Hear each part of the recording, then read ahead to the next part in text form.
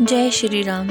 आइए आज सुनते हैं श्री विष्णु पुराण में 12वां अध्याय, जिसमें श्री कृष्ण स्तुति और इंद्र और श्री कृष्ण के संवाद के बारे में बताया गया है कि देवराज इंद्र ने भगवान कृष्ण से क्षमा मांगी और कहा ये सब आपकी लीला को प्रकट करने के लिए था और जिससे आपने गोवर्धन पर्वत अपने हाथ पर उठा लिया।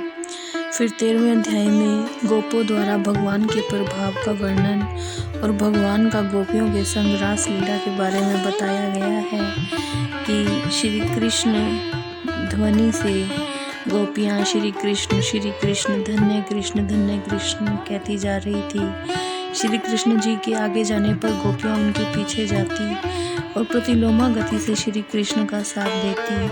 हर गोपी को ये लग रहा था कि श्री कृष्ण केवल और केवल उसके हैं और उसके साथ ही नृत्य कर रहे हैं। उनके बिना गोपियों को एक क्षण भी करोड़ों वर्ष के समान बीतता था।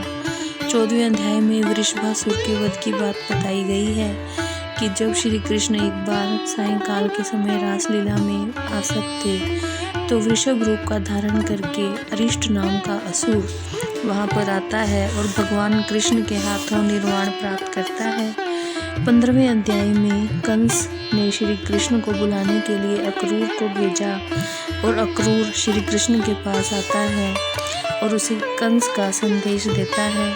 16वें अध्याय में केशी वध के बारे में बताया गया है कि कंस के दूत द्वारा भेजा गया महाबली केशी श्री कृष्ण के वध करने की इच्छा से घोड़े का रूप धारण कर वृंदावन में आता है और वो भी प्रभु श्री कृष्ण के हाथों निर्वाण प्राप्त करता है। फिर आगे 17वें अध्याय में बताया गया है कि अक्रूर जी गोकुल की यात्रा करते हैं। श्री कृष्ण के दर्शन की लालसा से वो मथुरा से आगे निकलकर गोकुल को चले जाते हैं और अक्रूर जी सोचते हैं कि मैं कितना भाग्यशाली हूँ कि मैं चक्रधारी प्रभु श्री विष्णु का दर्शन करूँगा। आज मेरा जीवन सफल हो गया।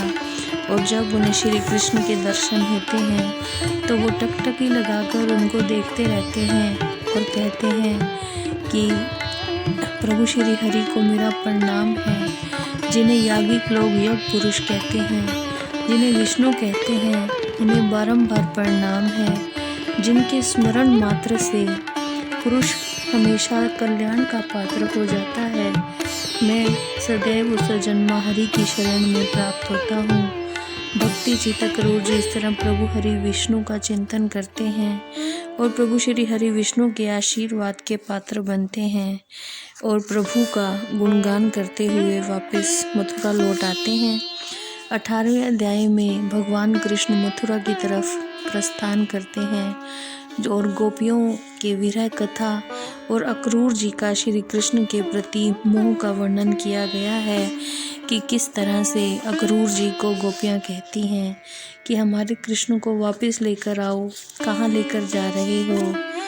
हे प्रभु, जहाँ नाम और जाति आदि कल्पनाओं का सर्वथा अभाव हो जाता है वो नित्याधिकारी और जन्मा पर ब्रह्म है।